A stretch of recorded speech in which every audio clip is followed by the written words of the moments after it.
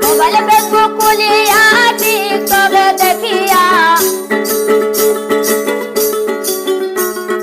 Facebook page খুলিয়া TikTok দেখিয়া দুই তিন জনের মা লয়া জায়গা বলাইয়া আজকালের পোলারা মা বাবারে মানে না দুই তিন জনের মা লয়া জায়গা বলাইয়া। আসসালামু আলাইকুম। আমি আজকালের যুগ নিয়ে একটা গান বানাইছি। গানটা শুনে আপনাদের মতামতের মন্তব্যটা আমাকে কমেন্ট বক্সে জানাবেন।